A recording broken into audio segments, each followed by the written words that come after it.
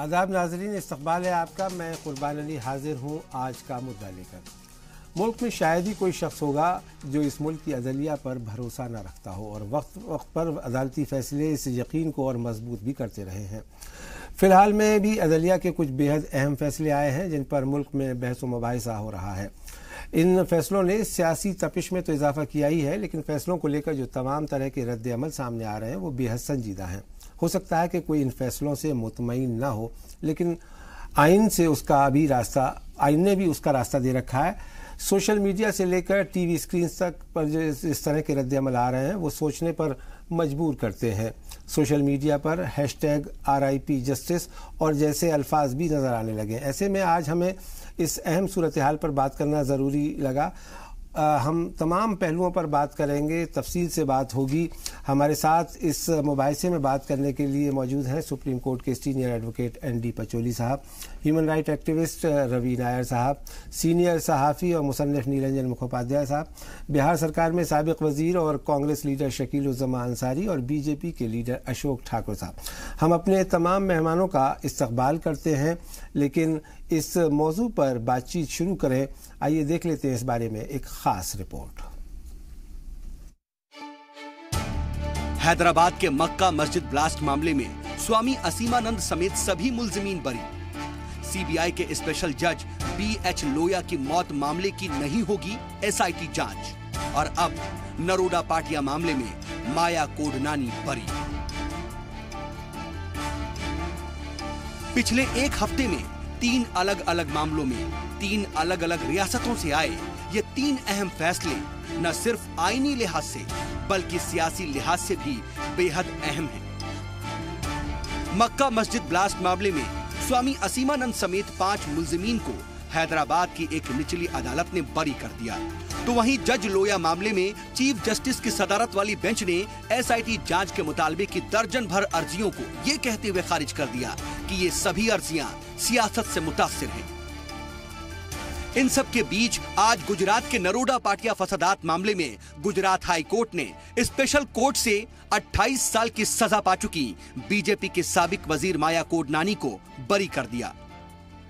हालांकि high court ने बाबू बजरंगी की ताउम्र सजा को बरकरार रखा, लेकिन ये 3 फैसले 3 बेहद अहम मामलों पर आए, जिसने मुल्क का सियासी पारा तो बढ़ाया ही, अदलिया को लेकर के भी तमाम तरह के रद्द अमल का सैलाब भी सामने आया। ये बहुत ही आश्चर्यजनक फैसला है सुप्रीम कोर्ट का और कहीं ना कहीं निराशाजनक भी है, क्योंकि CBI कोर्ट के जज BH लोया जी, उनकी मृत्यु संदेहास्पद परिस्थितियों में हुई थी। 3 साल पहले उनकी मृत्यु हुई और जिस तरीके से उनके डेड बॉडी को लातूर पहुंचाने का इंतजाम किया गया और जिस प्रकार से नागपुर के रवि भवन जो सरकारी आवास गृह है वो, उसके बाद अलग अलग अस्पतालों की जो रिपोर्ट आई थी, उस हिसाब से साफ साफ दिख रहा था कि मारा गया इनको।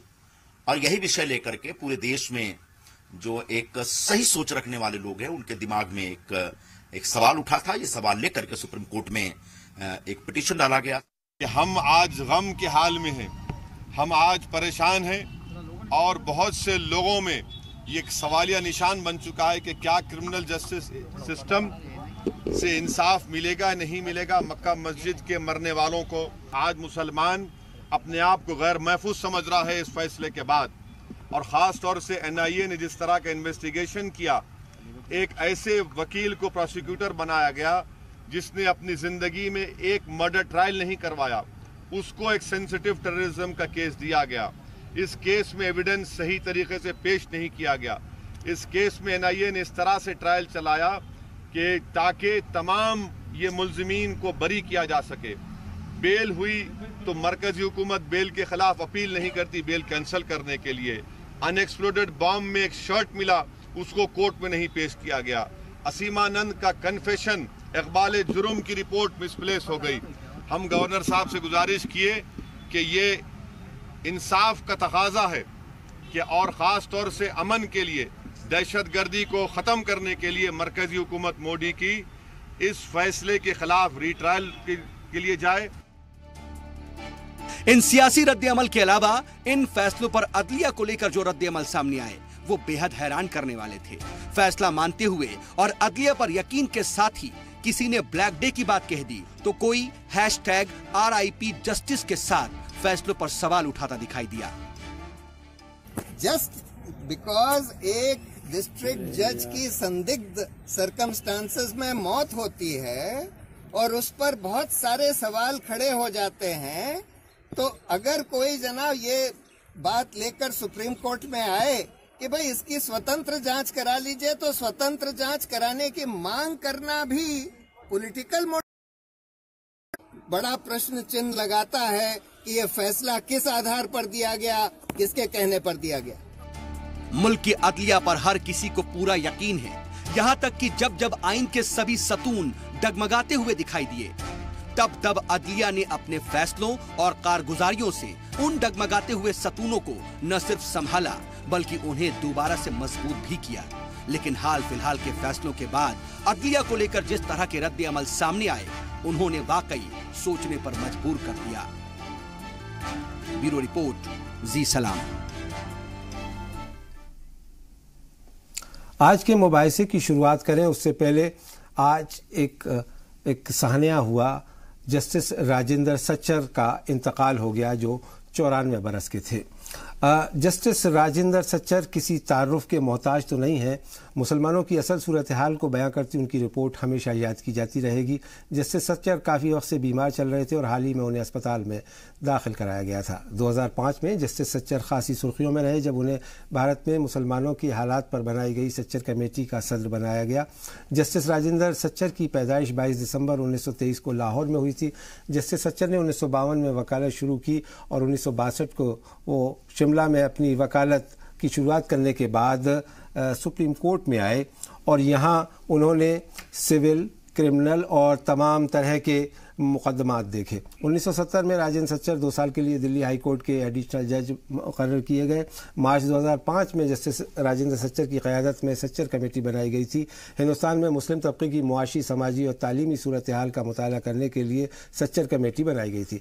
आज जस्टिस सच्चर भले ही हमारे बीच नहीं है, लेकिन जब जब मुल्क में अक़लियतों बिलखुसूस मुसलमानों के हालात पर बात होगी, जस्टिस सच्चर की रिपोर्ट अपनी मौजूदगी दर्ज कराती रहेगी और जस्टिस सच्चर याद आते रहेंगे। हम उन्हें अपनी खराज अक़ीदत पेश करते हैं। और आज बात आज के मौजू पर। एनडी पचौली साहब, अभी आपने ये पैकेज देखा, रिपोर्ट देखी थी कि जो पिछले एक हफ्ते में 3-4 बड़े अहम फैसले आए हैं। सबसे पहले मक्का मस्जिद का फैसला आया हैदराबाद से, फिर उसके बाद सुप्रीम कोर्ट में जस्टिस लोया के कत्ल का मामला आया, उसके बारे में जो समाअत की गई थी उसको खारिज कर दिया गया। और आज गुजरात के एक वाक़े का फैसला आया है जिसमें कि माया कोडलानी जो कि वज़ीर थी गुजरात हुकूमत में, उन्हें हाई कोर्ट ने बरी कर दिया है, जबकि उनके साथ जो एक दूसरे मुलजिम थे बाबू बजरंगी, उनकी सज़ा बरकरार रखी है। आप इन तीनों चारों फैसलों को किस तरह से देखते हैं, क्योंकि आप सुप्रीम कोर्ट के एक सीनियर वकील हैं? देखिए, ये फैसले तो अब आए हैं, लेकिन 1.5-2 साल से और जब से जस्टिस मिश्रा जो चीफ जस्टिस बने हैं उसके बाद जिस प्रकार से सुप्रीम कोर्ट के अंदर हालात चल रहे हैं, तो उसको देखने से हमको बहुत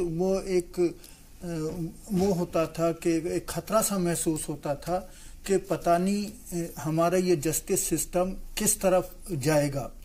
और जो हमको खतरा महसूस होता था उसकी 12 जनवरी को जो 4 जज सुप्रीम कोर्ट के सीनियर जज, उन्होंने भी आकर कहा कि अगर हम जनता के सामने आते हैं, जनता को सोचना चाहिए कि बहुत बड़े खतरे हैं और हमारी डेमोक्रेसी को एक खतरा हो सकता है। तो उसके बाद से फिर ये जो फैसले आ रहे हैं वो उस बात की ताकीद करता है कि एक खास दिशा के अंदर अदालती फैसलों को, अदालत को एक तरफ उसको दबाया जा रहा है। हमने इमरजेंसी में देखा है, लोग कहते हैं कि अरे जजों पे आप कैसे, जजों पे तो आपको भरोसा करना चाहिए। तो हमने जजों को भी देखा है, इमरजेंसी में देखा है, जो सुप्रीम कोर्ट के जजेस हैं उन्होंने जिस तरीके से सुप्रीम कोर्ट में फैसले किए और बाद में उन्होंने कहा कि हम डरे हुए थे। तो हमको ये ये एक बहुत खतरनाक दौर चल रहा है जिसमें हम सभी को जो डेमोक्रेसी में विश्वास करते हैं, जुडिशियल इंडिपेंडेंस में विश्वास करते हैं, इसको गौर से देखना चाहिए कि ये हमको नहीं लग रहा कि अदालतें अपने जो उनको करना चाहिए उस प्रकार से कर रही हैं। इस वक्त हमारे साथ फोन लाइन पर यूपी के साबिक डायरेक्टर जनरल पुलिस विभूति नारायण राय साहब भी जुड़ गए हैं। राय साहब, आप इन फैसलों को किस तरह से देखते हैं, क्योंकि आपका एक लंबा तजर्बा रहा है, नीचे से लेवल पे एसपी के रैंक से लेकर डीजीपी रहते हुए आपने तमाम मामला देखे और हाशिमपुरा का जो वाकया हुआ था उसकी तो रिपोर्ट आपने खुद गाजियाबाद में दर्ज कराई थी और उसमें भी अभी तक इंसाफ नहीं हो सका है, क्या कहेंगे? राय साहब के पास हम दोबारा जाने की कोशिश करेंगे। हमारे साथ बीजेपी लीडर अशोक ठाकुर साहब हैं। अशोक ठाकुर साहब, आप इन फैसलों को किस तरह से देखते हैं? कुर्बान अली साहब, मुझे लगता है कि देश के अंदर कुछ लोग जो हैं ऐसे तड़फ रहे हैं जैसे पानी के बगैर मछली तड़फती है। अब सत्ता से बाहर हो गए तो सत्ता में उनको लगता है कि हम कंपटीशन से तो आ नहीं सकते, उनके पास मुद्दे नहीं है, उनके पास कोई विषय नहीं है जिन पर वो आगे बढ़े, तो वो पिछले दरवाजे से अब मुझे लगता है कि देश के अंदर अस्थिरता फैलाने का काम कर रहे हैं। और पिछले कुछ दिनों में जो कुछ हम देख रहे हैं उससे सीधा सीधा नजर आ रहा है। आप देखिए कि ये न्यायपालिका पर सीधा सीधा हमला है। जिस तरह से चीफ जस्टिस को काम करने से फ्रीडम ऑफ जो काम करने की है उसकी बजाय उसके ऊपर एक मानसिक दबाव बनाना, इस तरह का जो कांग्रेस काम कर रही है वो अपने आप में, और उसके साथ कुछ विपक्षी लोग भी मिले हुए हैं और कुछ मुझे लगता है कि अदालत के अंदर भी कुछ लोग जो है शामिल हैं साजिश में, वो जानबूझकर भारत की न्यायपालिका के जो मैं समझता हूं गरिमा है उसको गिराने की कोशिश कर रहे हैं। अभी आप देखिए कि जस्टिस लोया वाले मामले में जो है वो अभी वो चीफ जस्टिस की बात करते हैं, लेकिन इससे पहले मुंबई हाई कोर्ट के पहले जज के ऊपर उंगली उठाई गई, फिर दूसरे जज के ऊपर गया, दूसरे जज के ऊपर उंगली उठाई गई। अब 3 जजों की पीठ थी और उसमें पहले दोनों जजों के ऊपर जो है वो उंगली उठाई गई और अब जो है चीफ जस्टिस के ऊपर उंगली उठाने का काम कर रहे हैं। इसका मतलब यह है कि लोग ये समझते हैं कि जितने देश के अंदर अब जज काम कर रहे हैं वो बिल्कुल जो है काम कर ही नहीं रहे हैं, वो बायस्ड है और पूरी न्यायपालिका बायस्ड है। लेकिन मैं एक बात पूछना चाहता हूं, जिन 4 जजों ने ये क्वेश्चन उठाया था उन 4 जजों में जो सेकंड नंबर के जज थे, चीफ जस्टिस के बाद जो नंबर 2 थे, उन्होंने एक संविधान 5 जजों की पीठ बनाने की कोशिश करी जो गलत थी। उसके ऊपर 5 जजों की पीठ का फैसला आया, उसमें स्पष्ट तौर पर उन 5 जजों की पीठ ने यह फैसला दिया है कि चीफ जस्टिस ने जो रोस्टर बनाया है कंप्यूटराइज्ड है और हर चीज बिल्कुल नियम से हो रही है और ये उसका विशेषाधिकार भी। ठीक है, मैं आता हूं आपके पास में। मुझे लगता है कि इस तरह से जो ये क्वेश्चन उठाने की कोशिश कर रहे हैं ये कहीं ना कहीं अपने राजनीतिक हितों को, अपने स्वार्थों को साथ में हम बात कर रहे थे कानूनी फैसलों पर और मैं उम्मीद कर रहा था अशोक ठाकुर साहब कि शायद आप अदालती फैसलों के बारे में बात करेंगे, लेकिन आपने इल्जाम लगाया कांग्रेस पार्टी पे और दूसरी अपोजिशन पार्टीज पे, उसके बारे में हम शकीलुज़्ज़मान अंसारी साहब से बात करेंगे। लेकिन एक मिनट, इस वक्त हमारे साथ फोन लाइन पर जी इस वक्त हमारे साथ विभूति नारायण राय साहब हैं। राय साहब, आपका एक लंबा तजर्बा रहा है पुलिस महकमे में रहते हुए, एसपी से लेकर के डीजीपी तक। इन फैसलों को जो पिछले 1 हफ्ते में आए हैं, चाहे वो मक्का मस्जिद का मामला हो या जस्टिस लोया का, और आज माया कोडनानी वाला मामला जिन्हें पहले निचली अदालत ने सजा दे दी गई, आज हाई कोर्ट ने उन्हें बरी किया है, आप किस तरह से देखते हैं? देखिए, सबसे बड़ी दिक्कत जो मुझे महसूस हो रही है वो ये है माया कोडनानी और जो अजीमानंद वाला मामला है, इनमें अचानक सरकारों के बदलते ही गवाह कैसे होता है होने लगे, गवाहों के रुख कैसे बदल गए, एनआईए कैसे अपना प्रोसिक्यूटर था उसको बदलने लगी और मुकदमों को अदालत में पेश करने का तरीका अचानक बदलना शुरू हो गया। ये अपने आप में बड़ा दुर्भाग्यपूर्ण है। न्याय सिर्फ होता नहीं बल्कि न्याय होते हुए दिखना भी चाहिए। तो कम से कम इन 2 मसलों पर तो मुझे लगता है कि जो कुछ हुआ है उसको लेकर के दुखी हुआ जा सकता है, चिंतित हुआ जा सकता है कि देश में क्या होने जा रहा है। खासतौर से जो इन्वेस्टिगेशन की जो एजेंसियां हैं, पहले सीबीआई के बारे में हम सोचते थे, अब एनआईए का भी आचरण कुछ उसी तरह हो गया है। तो इसे हमें देखना पड़ेगा। हम केवल एक ग्राफिक डिटेल्स बनाए कि कैसे पिछले 4 सालों में गवाह हॉस्टाइल हुए, कैसे सब सारा मुकदमों का रुख पलट गया, कैसे प्रोसिक्यूटर भिन्न हो गए, खासतौर से असीमानंद का, जहाँ तक मुझे याद आ रहा है कि असीमानंद ने तो जेल में खुद बहुत भावुक होकर के कहा था कि उससे कोई गलती हुई, उन्होंने कुछ लिख करके भी दिया था। माया कोडनानी के बारे में अगर आपने देखी हो तो गुजरात फाइल्स में बहुत विस्फोटक तथ्य आए हैं। तो अगर इसके बाद भी सारे गवाह होस्टाइल हो जाए और ये लोग छूट जाए तो अब इस पे तो दुखी हुआ जा सकता है इस देश में, और क्या किया जाए। जी आप रहे, मैं आऊँगा आपके पास में दोबारा। शकील-उज़्ज़मान अंसारी साहब, अशोक ठाकुर साहब ने जो बातें कही उसका आप जवाब देना चाहेंगे? अशोक ठाकुर जी जो कह रहे हैं ठीक है, उनका अपना पक्ष है, अपनी पार्टी से वो तो बदलेंगे नहीं। आज हम सबसे पहले राजेंद्र सिंह सच्चर जिनकी आज इंतकाल हो गया, उनको हम खिराज अकीदत पेश करना चाहते हैं, इसलिए कि अक़लियत के लिए और ख़ासतौर पे मुसलमानों के लिए आज़ादी के बाद एक पहली रिपोर्ट उन्होंने जो पेश की, और हम समझते हैं काफ़ी दिनों तक ये रिपोर्ट वैलिड रहेगी, रेफरेंस के लिए भी और कुछ करने के लिए भी, इसलिए हम उन्हें खिराज अकीदत पेश करते हैं। जहाँ तक आपका सब्जेक्ट है आज केसेस के बारे में, तो सवाल पैदा ये होता है कि हिंदुस्तान के अदालतों पर हमेशा एक छोटा इंसान भी जब कभी आपस में झगड़ा होता है तो ये कहता है कि हम तुम्हें कोर्ट में ले जाएंगे, यानी उसको उम्मीद होती है कि कोर्ट से इंसाफ मिलेगा। गांव-गांव में ये किस्सा चल रहा है। लेकिन अभी अफसोसनाक पहलू है कि कुछ केसेस ऐसे हुए हैं जिनसे ये लग रहा है कि वो इंसाफ नहीं मिल रहा है। लॉ की प्रक्रिया में ठीक है, छोटे जब न्यायालय से ऊपर जाते हैं फिर सुप्रीम कोर्ट जाते हैं, लेकिन सुप्रीम कोर्ट में जब न्याय की उम्मीद नहीं होगी तो डेमोक्रेसी के लिए, जैसे 4 जजों ने कहा है, वो खतरा बन गया है। और 4 जजों ने जो इल्जाम लगाए थे और खास तौर पे जस्टिस लोया के सिलसिले में किए थे, क्या फर्क पड़ता है अगर किसी एक जज की मौत होती है ऐसे हालात में, जिसकी जांच अगर करा ली जाए तो बहुत अच्छी बात है ना, कि दूध का दूध पानी का पानी, ये शक के दायरे में रहने से तो अच्छा था। तो सुप्रीम कोर्ट को तो इस लेवल पर भी सोच सकते थे कि अगर एक जज को इंसाफ, आमतौर पे ये चर्चा है कि जब एक जज को इंसाफ नहीं मिलेगा तो आम जनता को इस डेमोक्रेसी में, इतनी हिंदुस्तान की इतनी बड़ी डेमोक्रेसी में कैसे इंसाफ? ठीक है, मैं आता हूं आपके पास में। रवि नायर साहब, आप इन सारे मामलात को बड़े नज़दीक से देखते रहे, इस पर लिखते पढ़ते रहे हैं, आप इसको कैसे देखते हैं, किस नज़र से देखते हैं? ये सबसे बड़ा फेलियर है क्रिमिनल जस्टिस सिस्टम का, और इसका एक जीता जागता उदाहरण है कि पिछले कई सालों से आपने जस्टिस सिस्टम को हर तरीके से वीकन किया है। 13 जज पर मिलियन है आपका रेशियो जजेस पर पॉपुलेशन, जो भी कोई भी जमहूरी देश में कम से कम एवरेज है 53 का पर मिलियन। जुडिशियल डिले ऐसा हो गया कि आम आदमी को जस्टिस मिलना नामुमकिन है। माया कोडनानी वाले केस में ट्रायल कोर्ट के फैसला बहुत बढ़िया फैसला है।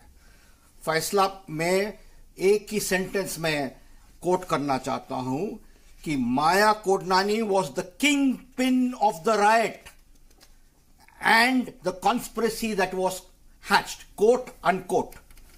हमने हाई कोर्ट का जजमेंट पूरा आज पढ़ने को नहीं मिला है, लेकिन हम जानते हैं कि सोची समझी सेशंस कोर्ट की, स्पेशल कोर्ट की जजमेंट थी, और इसका अपील जरूर होगा, और हम जरूर जो एविडेंस दोबारा से अप्रिशिएट किया जाएगा, ये जजमेंट हाई कोर्ट का स्ट्राइक डाउन किया जाएगा।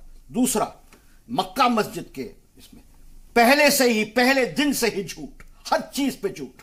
200 लोग जो टोटली इनोसेंट थे, मुसलमान लड़के थे, उनको पकड़ा गया। उसके बाद करीब 29 लोगों को चार्जशीट किया, पीटा गया, एक को एनकाउंटर कर दिया, फिर बाद में उन्होंने आपने सबको एक्विट कर दिया कि कुछ था ही नहीं एविडेंस। फिर नया केस बनाया कुछ हिंदू लोगों के खिलाफ। उसमें ये स्वामी असीमानंद अपने आप को जो स्वामी जी बोलते हैं, वो उन्होंने इकबाली बयान दिया, 164 सीआरपीसी के अधीन दिया। उसमें माने इसका एक महत्व होता है, और जो इकबाली बयान गायब हो जाता है, कपड़े गायब हो जाते हैं, विटनेसेस सबोन हो जाते हैं, हॉस्टाइल हो जाते हैं, एसपी ट्रांसफर हो जाता है जी। तो इसका मायना यह है कि आपका क्रिमिनल जस्टिस सिस्टम में बहुत प्रॉब्लम्स है। अगर आप सही नहीं करोगे तो डेमोक्रेसी का एक बहुत बड़ा स्तंभ, एक बड़ा पिलर हिल जाएगा। नीलांजन मुखोपाध्याय साहब जी, आप भी 1984 के एंटी सिक्योरिटी के ज़माने से देख रहे हैं, कम्युनल वायलेंस के वाक़यात को, वारदातों को रिपोर्ट करते रहे हैं। अभी जैसा कहा गया यहाँ, उसके बरक्स आप क्या नज़रिया रखते हैं?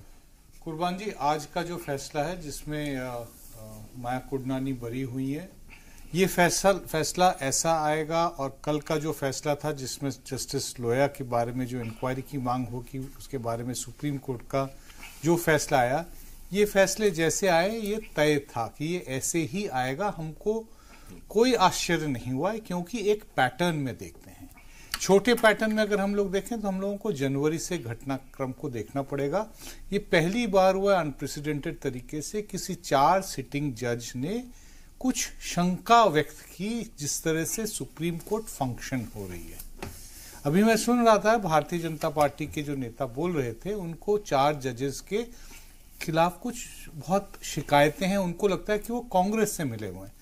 अगर सिटिंग, अगर एक सेकंड साहब, मैं 5 जजों ने जो फैसला दिया है, भाई साहब आप अगर बीच में बात करेंगे तो मैं भी बात कर सकता हूं। देखिए प्लीज, प्लीज, मैं, आप जब बोल रहे थे मैं चुपचाप सुन रहा था, तो मैं उम्मीद करता हूं बाकी लोग भी सुनेंगे।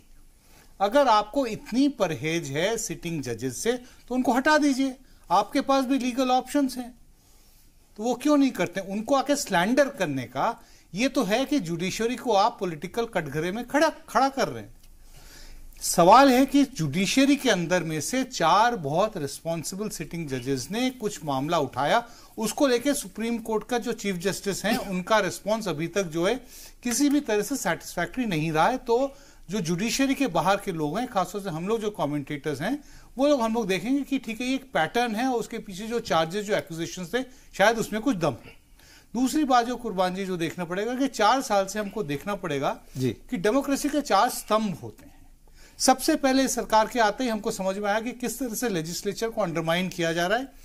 लीडर ऑफ ऑपोजिशन के मुद्दे को लेके एक प्योर टेक्निकलिटी के इशू पे उन्होंने इस सरकार की तरफ से कोशिश की गई कि कोई ऑपोजिशन नाम की चीज नहीं रहे जिसके साथ डील करना पड़े। उसके चलते क्या होता है कि सीवीसी में ऑपोजिशन का कोई रिप्रेजेंटेशन नहीं था उनके सिलेक्शंस में। बहुत क्रूशियल पार्लियामेंट्री प्रोसीडिंग्स हैं जिसको हम लोग नहीं कर पा रहे क्योंकि आपने जो है ना कन्वेंशन को नहीं फॉलो किया, जो कि कर्टसी होती है वो आप कर सकते थे। एग्जीक्यूटिव को किस तरह से अंडरमाइन किया जा रहा है वो भी देखने को मिल रहा है। हमको हमारे मीडिया में पता है कि जो चौथा स्तंभ हम लोग बोलते हैं कि इसको किस तरह से दरकिनार करके निकल के एक तरह से डायरेक्टली आप जनता के साथ आप कम्युनिकेशन एस्टैब्लिश करने की कोशिश करते, तो सारे जो पिलर्स हैं उसको अगर आप अंडरमाइन कर देंगे तो डेमोक्रेसी तो बस नाम के वास्ते खोखला डेमोक्रेसी बन के रह गया। तो जो होना ये तो तय था। ठीक है, अब आप कुछ कहना चाह रहे थे अशोक ठाकुर साहब, आप कहें अपनी बात। मैं कुर्बान अली साहब ये कहना चाह रहा हूं कि जब हम 4 जजों का जिक्र कर रहे हैं तो हमें उन 5 जज भी वैसे ही जिम्मेदार जज हैं सुप्रीम कोर्ट के, जिन्होंने ये फैसला दिया कि ये जो 4 जज हैं इनके जो ऑब्जेक्शंस हैं वो गलत हैं और चीफ जस्टिस को के सभी फैसलों को उन्होंने सही ठहराया। मुझे लगता है कि यहाँ पूर्वाग्रह से ग्रसित होकर कुछ लोग जो हैं वो स्टेटमेंट दे रहे हैं।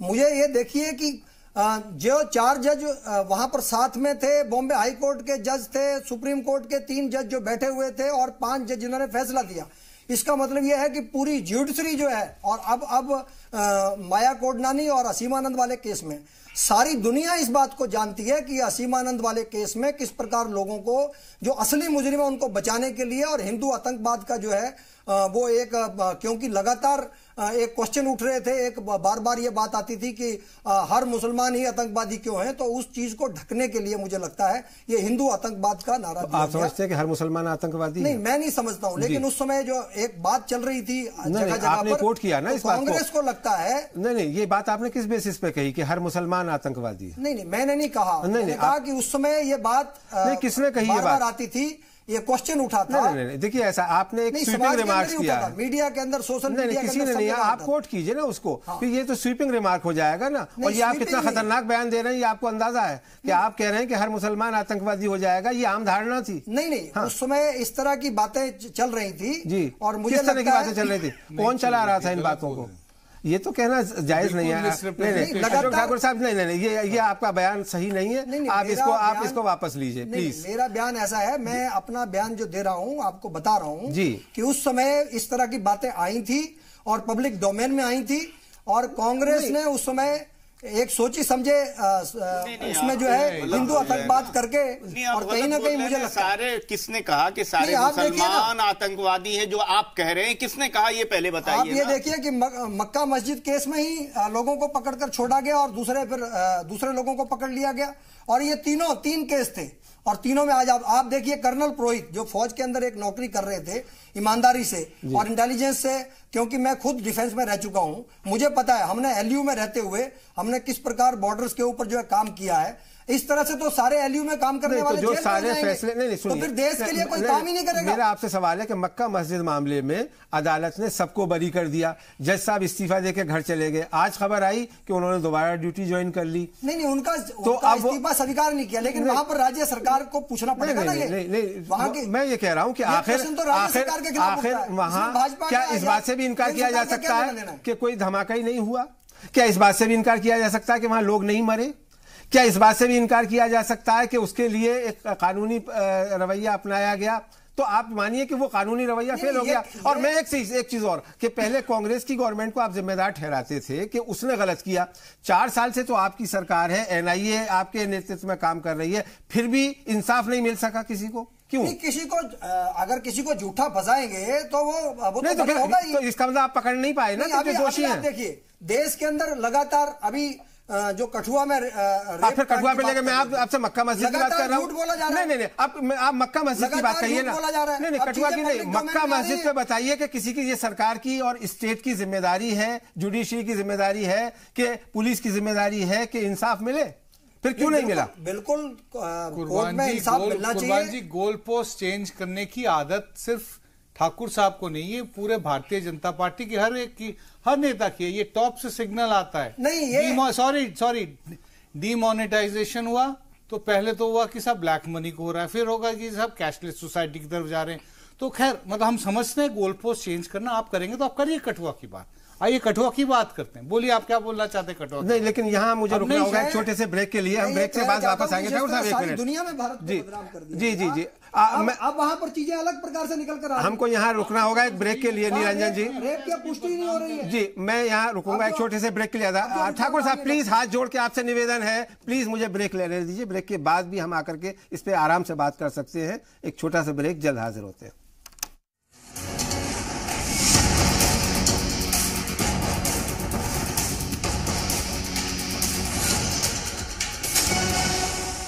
ब्रेक के बाद एक बार फिर आपका खैर मकदम है। आप जी सलाम पर देख रहे हैं आज का मुद्दा, और आज हम बात कर रहे हैं उन अदालती फैसलों की जो पिछले 1 हफ्ते में आए हैं और जिनके बारे में मुख्तलिफ तरह के रद्द-ए-अमल देखने को मिल रहे हैं। एनडी पचौली साहब, ब्रेक पर जाने से पहले बात हो रही थी सुप्रीम कोर्ट के जजेस की रवैये की। उनके बारे में कुछ सवालात किए गए। कहा यह गया कि कुछ जजेस का रवैया सही नहीं है, कुछ का रवैया सही है। आप चूँकि सुप्रीम कोर्ट में बरसों से प्रैक्टिस करते हैं, वहाँ वकील हैं, आप क्या कहना चाहेंगे कि क्या किस जज का रवैया ठीक है और किसका नहीं है? देखिए, हम तो इमरजेंसी से पहले से और इमरजेंसी के बीच में और लगातार जजेस का सुप्रीम कोर्ट का किस प्रकार से रवैया रहा है वो हम देखते रहे हैं। हमने देखा है इमरजेंसी के अंदर कि किस प्रकार से जब सारी अदालतों ने लोग जो जेलों के अंदर सैकड़ों हजारों की तादाद में पड़े थे, उनके हाई कोर्टों ने उनके हक में फैसले दिए कि इनका ये जो अरेस्ट है वो इलीगल है, उस पर सुप्रीम कोर्ट में सुप्रीम कोर्ट ने उनके सारे फैसलों को पलट दिया। और ये साफ बात है कि वो एक जो वहाँ की सरकार थी इंदिरा गांधी जी के दबाव के अंदर वो फैसले दिए, और फिर जिन 4 जजों ने वो फैसले दिए वो सुप्रीम कोर्ट के जज थे। और इमरजेंसी खुलने के बाद उनसे पूछा गया कि आपने इस प्रकार का शर्मनाक फैसले कैसे दिए, तो उन्होंने खुद कहा कि हम डरे हुए थे। तो ये कहना कि सुप्रीम कोर्ट के जज पे दबाव नहीं डाला जा सकता, मैं उस बात को नहीं मानता। हम तो देखते आ रहे हैं, इमरजेंसी में देखता है, और उसके तो अब के हालात जो हम देख रहे हैं कुछ अजीब तरह के। मुझे पता है अब ये रोहिंग्यास का मामला है, इसे ये हमारे एक मानवता की बात है कि कोई भी, और ह्यूमन राइट्स का यूएनओ का प्रिंसिपल है कि हमारी आर्टिकल 21 का कॉन्स्टिट्यूशन का कि किसी भी इंसान की लाइफ का जहां हमको ये खतरा हो, चाहे वो विदेशी हो चाहे इलीगल हो, अगर ये है कि उसको हम बाहर निकालेंगे तो उसकी जान खतरे में आ जाएगी, तो उसको प्रोटेक्शन देखना हमें। 1988 के अंदर कुछ, जबकि पंजाब के अंदर बहुत हाई वो था टेररिज्म, और उसमें कुछ ईरानियों को पंजाब सरकार बाहर डिपोर्ट कर रही थी, तो मैंने पिटीशन डाली थी। पिटीशन का नाम है ND Pancholi versus state of Punjab, और बिना पहली उसमें डेट के अंदर सुप्रीम कोर्ट ने बिना कुछ पूछे स्टे कर दिया। तो वो उस रवैया भी हमने देखा है। अब हम ये रवैया देख रहे हैं कि वो बड़ी डिबेटें चल रही हैं कि उनको स्टे दिया जाए या ना दिया जाए। अरे ये मानवता का इशू है। अब लंदन के अंदर उन्होंने क्या कहा रोहिंग्या के सवाल पे कि हम मदद कर रहे हैं, जो हमारे प्राइम मिनिस्टर मोदी जी ने। हमने देखिए कि बांग्लादेश में कितने सैकड़ों टनों हमने अनाज वो पहुंचवाया है उनकी। तो मानवता का हम दवाई दे रहे हैं कि हम कितने मानवीय कार्य कर रहे हैं, लेकिन यहाँ हम क्या कर रहे हैं, सुप्रीम कोर्ट क्या कर रहा है। सुप्रीम कोर्ट के अंदर यह दलील दी जाती है, एक मिनट सुनिए, कि क्योंकि ये डिप्राइव हो जाएंगे हमारे स्लम ड्राइवर्स में, जो स्लम के अंदर लोग रहती हैं, हम उनको नहीं पहुंचा सकेंगे जो मदद है, जो अनाज वगैरह है, तो हम उनको क्यों डाइवर्ट करें। अरे कितने नेपाली, ये तो सिर्फ 40,000 है रोहिंग्या, सैकड़ों करोड़ों में यहाँ नेपाली रख रहे हैं, आप उनको क्यों नहीं बाहर फेंकते। तो ये इस तरह के जो डुप्लिसिटी है, मैं तो सुप्रीम कोर्ट का एटीट्यूड देख करके मैं हैरान हूँ। सिर्फ एक बात मैं और कहूंगा जरा, क्योंकि ये जो लोया साहब का सवाल है, कोई भी मान लो कोई रिट पिटीशन हम किसी भी इशू पर डालते हैं, तो जनरली सुप्रीम कोर्ट का ये हमेशा से रहा है कि भाई पहले आप हाई कोर्ट जाइए। सुप्रीम कोर्ट खुद नहीं कहता भाई पहले आप हाई कोर्ट में ट्राई करिए।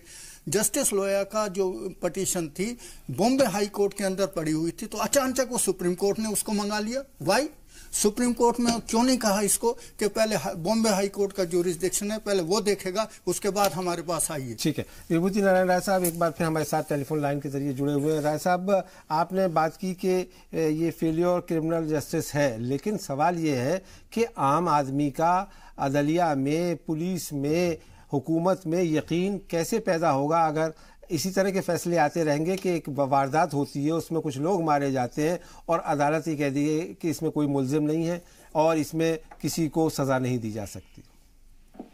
ये तो बहुत सही है कि अब आपने न्यायपालिका से देखा है, वो देखता है कि जो हाकिम वक्त है उसी के हिसाब से इंसाफ होने लगा, तो आम आदमी का विश्वास दिखता है।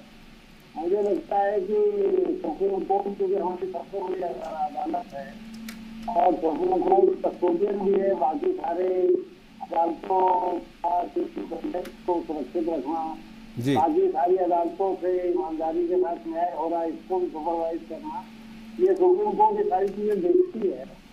तो सुप्रीम कोर्ट को थोड़ा आगे बढ़ करके इसको प्रोएक्टिव एटीट्यूड अपनाना पड़ेगा।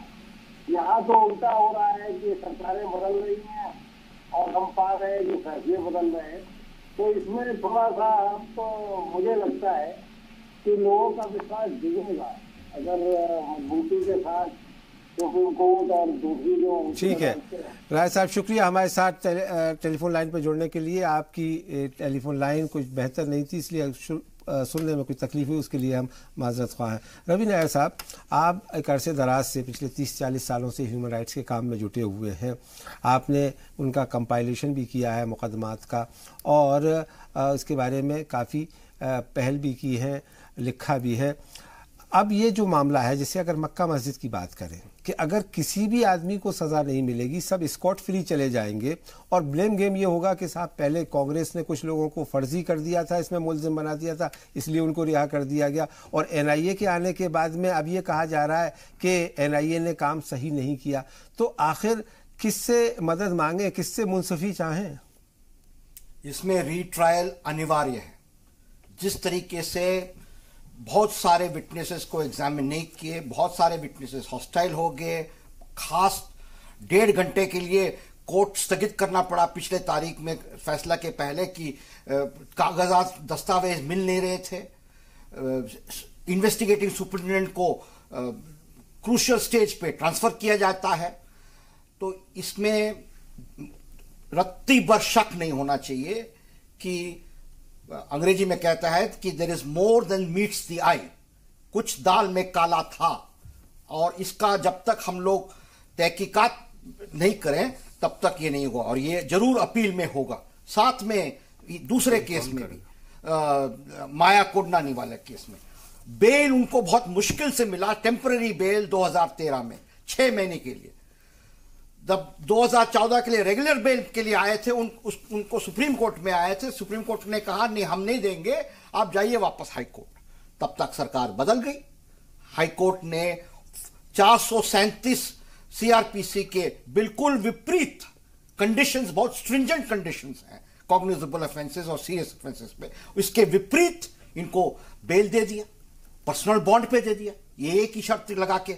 उसमें बहुत लंबा चौड़ा कंडीशंस लिखा है 437 में, इसके बिल्कुल विपरीत इन्होंने फैसला लिया। तो हम जानते हैं कि अभी अपील है, और अपील में ये सब सुनवाई होगी, या हम लोग अपने पूरे कानूनी व्यवस्था को कटघरे में खड़ा कर दें। ठीक है, नीलांजन मुखोपाध्याय साहब, आप इसके पीछे कोई पैटर्न या कोई ट्रेंड देखते हैं, या कोई पॉलिटिक्स देखते हैं, सियासत हो रही है, या ये कि जैसा कहा जा रहा है बार बार कि क्रिमिनल जस्टिस का फेल्योर है? नहीं साहब, बिल्कुल पैटर्न है, पूरा पॉलिटिकल एक तरह से एक षड्यंत्र है। पंचोली जी इमरजेंसी की बात कर रहे थे, मैं 2 बातें बोलना चाहता हूँ।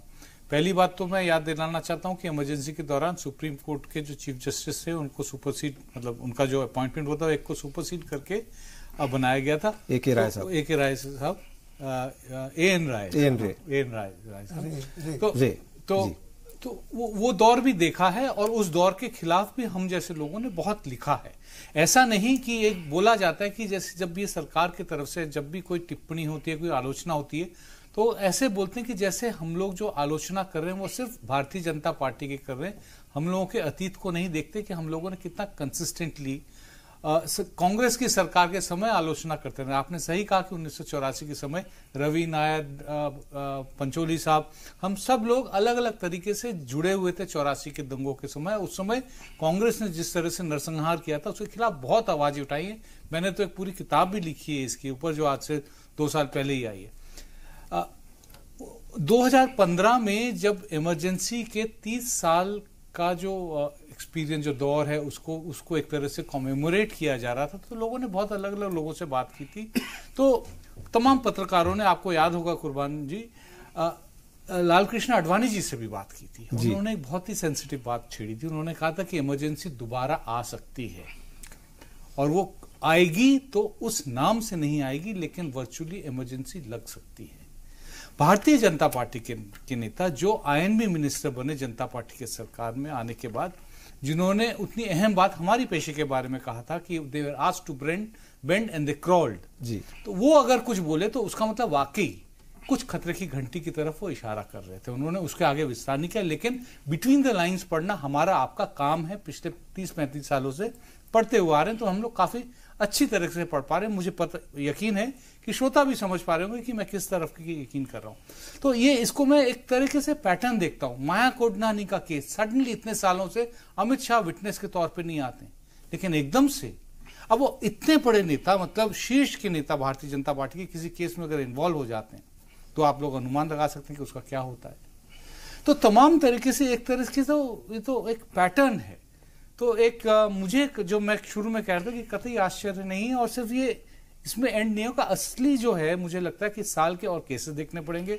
हमको ये देखना पड़ेगा कि अभी जब ये रिटायर करेंगे प्रेजेंट जो चीफ जस्टिस ऑफ इंडिया, तो अगले जो नंबर के हैं, जो उन 4 गलत जजेस में से, मैं गलत मतलब विद इन कोटेशन की, जो भारतीय जनता पार्टी के निगाहों में गलत जजेस हैं, उनमें से एक का नंबर है जो सबसे सीनियर पोजीशन है। क्या उनको सुपरसीड किया जाएगा? क्या किसी प्लायबल जज को चीफ जस्टिस ऑफ इंडिया बनाया जाएगा? बहुत चीजें देखनी है। बाबरी मस्जिद का केस आने वाला है, क्या अक्टूबर के पहले एक बहुत ही हरीट तरीके से कर दिया जाएगा, जो कि लीगली अभी संभव नहीं, इतना जटिल मामला केस है। ठीक है, अशोक ठाकुर साहब आप कुछ कहना चाह रहे थे?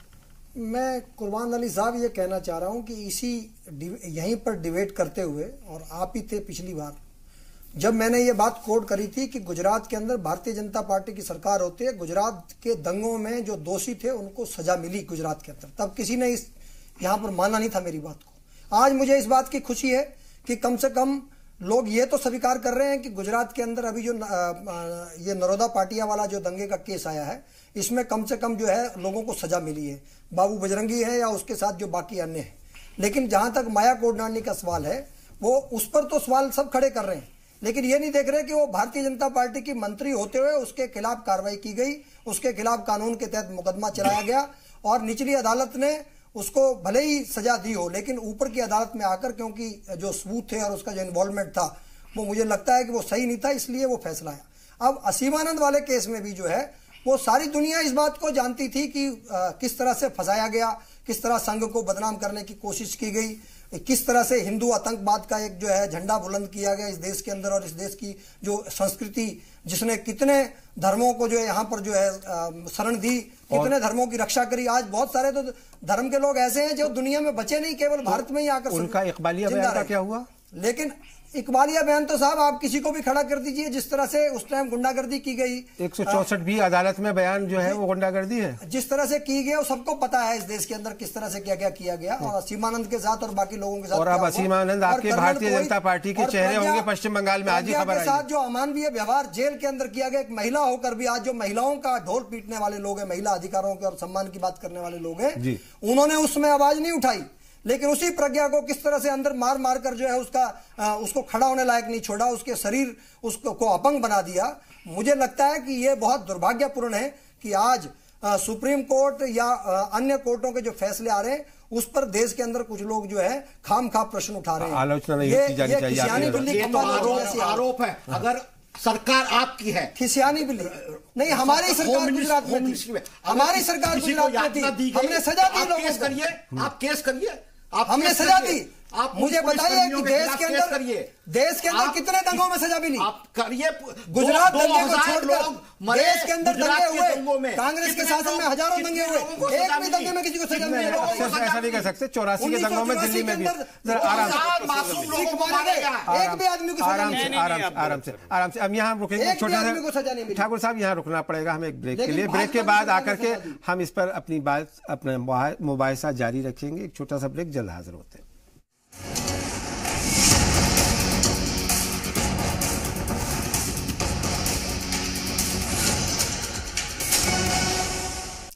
ब्रेक के बाद एक बार फिर आप सबका खैर मकदम है। आप देख रहे हैं जी सलाम और जी सलाम के प्राइम टाइम शो। आज का मुद्दा में हम बात कर रहे हैं हाल ही में आए अदालती फैसलों की, जिसको लेकर के काफ़ी वायवेला है। सोशल मीडिया से लेकर के मेन स्ट्रीम मीडिया तक इस पर बहस हो रही है कि आया ये फैसले सही थे, गलत थे।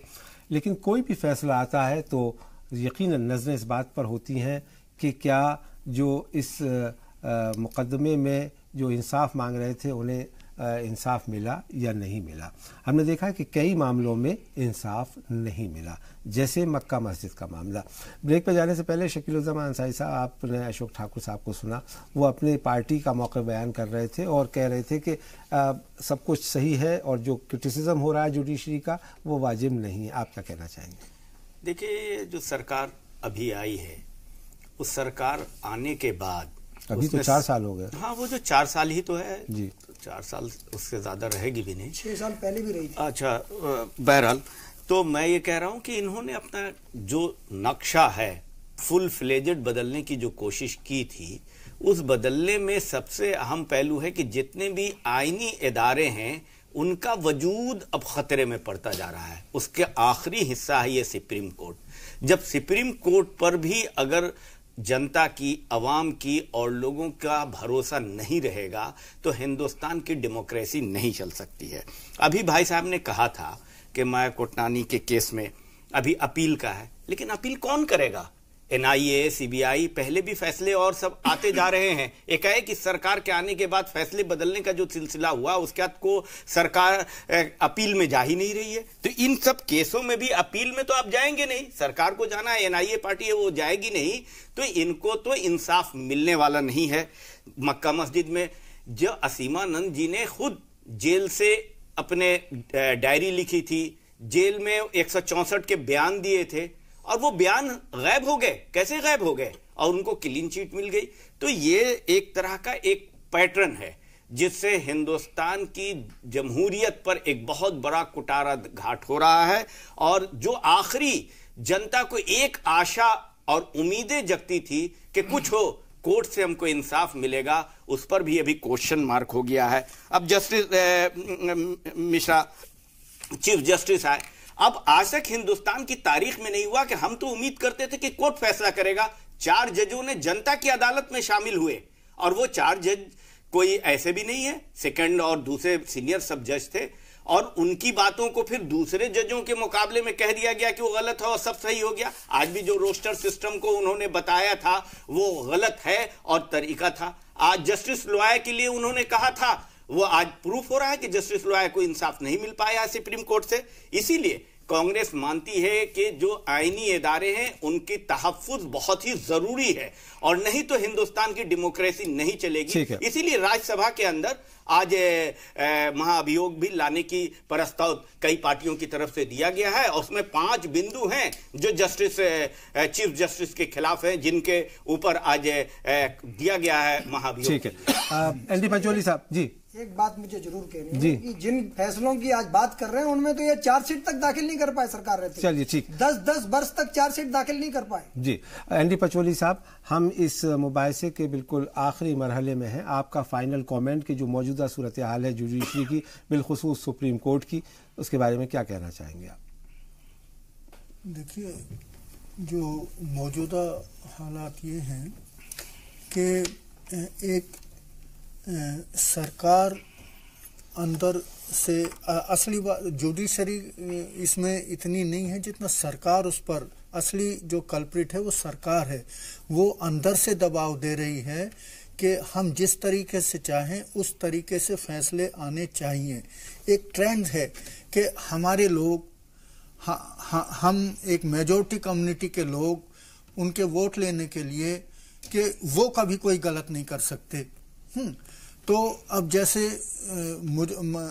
जो मुजफ्फरनगर के अंदर जो हुआ था, उसके अंदर ऐसे ऐसे हीनियस क्राइम हुए, रेप हुए, घर जलाए गए, लोगों को मारा गया, उन पर जो यूपी की सरकार है, योगी जी, वो कह रहे हैं कि हम उनसे वापस लेंगे, क्योंकि वो पॉलिटिकल का ग्राउंड, वो कह रहे हैं कि वो पॉलिटिकल रीजन से फंसाए गए हैं। इसी तरीके से जो कठुआ में चल रहा है कि हम और तिरंगा लेकर के लोग आ रहे हैं, यानी हमने तो कभी देखा नहीं इस तरह वकील लोग खुलेआम आकर के कहेंगे कि नहीं, हम इन पर मुकदमा नहीं चलेगा। तो ये जो ट्रेंड जो चलता जा रहा है, ये एक ठीक है। रवि नायर साहब, आपका फाइनल कमेंट। हम चाहते हैं कि सर्वोच्च न्यायालय हिंदुस्तानी नागरिकों को न्याय इसी देश के अंदर, इसी देश के कानून के अंतर्गत उपलब्ध किया कर दें। नहीं तो पिनोशे वाले हालत भी हो सकता है कि पिनोशे यातना देते हैं चिली के जनता को। चिली में स्पेनिश मैजिस्ट्रेट वारंट निकालता है और पिनोशे, पूर्व प्रेसिडेंट चिली के अरेस्ट होते हैं लंदन में। यही हाल होगा हिंदुस्तान के कुछ हुक्मरानों का, और कोई ज्यादा दिन की बात नहीं है। तो सतर्क रहें। हमको यहां पे चाहिए कानून का संरक्षण, नहीं हो तो अंतर्राष्ट्रीय इस पे तौर तरीके हैं। जी अशोक ठाकुर साहब, आपका फाइनल कमेंट। मैं इतना ही कहूंगा कुर्बान अली साहब कि देश के अंदर अब एक झूठ की और फ्रेब की राजनीति शुरू हो गई है। लगातार झूठ बोल कर रहे हैं ना, और जोर जोर से झूठ को बोलना ताकि उसको लोग सच समझने लगे। ये आपका फार्मूला है। अभी कठुआ वाले मामले में फिर मैं कह रहा हूं कि जिन लोगों ने वहां पर मांग करी उन्होंने केवल सीबीआई जांच की मांग करी, और अब जो है वहीं से उसकी जो पोस्टमार्टम रिपोर्ट से सब स्पष्ट होता जा रहा है, सब कुछ सामने आ रहा है। तो आपके मिनिस्टर ने इस्तीफा क्यों दिया? नहीं, बिल्कुल मिनिस्टर अगर वो गलत थे, सही नहीं थे, तो उन्हें सही थे तो इस्तीफा सीबीआई जांच की मांग को लेकर इस्तीफा दिया उन्होंने, और सीबीआई जांच की मांग वो अब भी कर रहे हैं। और कांग्रेस के गुलाम नबी आजाद के पोलिंग एजेंट भी, जिनको डबल एजी बनाया था कांग्रेस ने, वो भी वहां पर सीबीआई जांच की मांग कर रहे हैं। वहां पर एक पार्टी की बात नहीं है केवल। लेकिन मैं कह रहा हूं कि किस तरह से चुन चुनकर झूठ जोड़कर जो है भाजपा को या हमारी सरकार को बदनाम करने की कोशिश करी। हर चीज को नरेंद्र मोदी जोड़ने की कोशिश की जा रही है। और आज तो ऐसा हो गया है कि हमारी सरकार में रेप कम होते थे, आपकी में ज्यादा होते हैं ज्यादा, बजाय जो रेप जैसा हिनियस क्राइम है उस पर बात करना और चर्चा करने के बजाय मुझे लगता है कि झूठ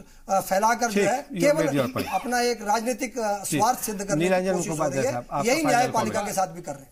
कुर्बान जी, पिछले दिनों जो फैसले आए हैं और इस डिबेट में जो बहस हो रही है, इसको देख के मुझे हमारे भूतपूर्व राष्ट्रपति के.आर. नारायणन जी की एक भाषण याद आ गई। सन 2000 साल में जब सुप्रीम कोर्ट का स्वर्ण जयंती मनाया जा रहा था, तब उन्होंने सुप्रीम कोर्ट में एक भाषण दिया था जिसमें उन्होंने याद किया था, ब्रिटिश अखबार है द गार्डियन करके, उसके एक एडिटर थे रिचर्ड इनग्राम्स करके। जब मार्गरेट थैचर प्रधानमंत्री थी, जिनको आयरन लेडी कहा जाता था, स्ट्रॉन्ग वुमन कहा जाता था, ऑथोरिटेरियन लीडर कहा जाता था, ये सब वाक्य आजकल अक्सर अलग अलग नेताओं के बारे में बोला जाता है, हमारे देश में भी बोला जाता है। तब उन्होंने कहा था कि today's the law courts of England do not resemble cathedrals. Cathedral को रिजेंबल नहीं करते, but they have become casinos with help from the government. बहुत बवाल हुआ था कि के.आर. नारायणन साहब, जब वाजपेयी जी प्रधानमंत्री थी, सुप्रीम कोर्ट में बोल रहे हैं कि कोर्ट्स हैव बिकम कैसीनोज, तो उन्होंने कहा था मैंने ये नहीं कहा, मैंने वो वाकया याद किया था। तो मैं भी आज वो घटना जो है वो पूरा प्रोसेस को मैं याद कर रहा हूँ, मैं कुछ इम्प्यूट नहीं कर रहा हूँ, बस याद आ गई। चलिए, बहुत बहुत शुक्रिया नीलांजन मुखोपाध्याय साहब, रवि नायर साहब, शकीलुज़्ज़मान अंसारी साहब, अशोक ठाकुर साहब, एनडी पचौली जी, इस मुबाहिसे में हिस्सा लेने के लिए। उम्मीद की जानी चाहिए कि अदलिया पे, जिस पे आम आदमी इस मुल्क का भरोसा रखता है, वो ऐसे फैसले सुनाएगी जिससे इंसाफ के लिए और ज़्यादा उम्मीद बंधे, न कि ये कि इंसाफ से उम्मीद ख़त्म हो जाए। इस प्रोग्राम में मेरे साथ इतना ही, इजाज़त दीजिए, आदाब।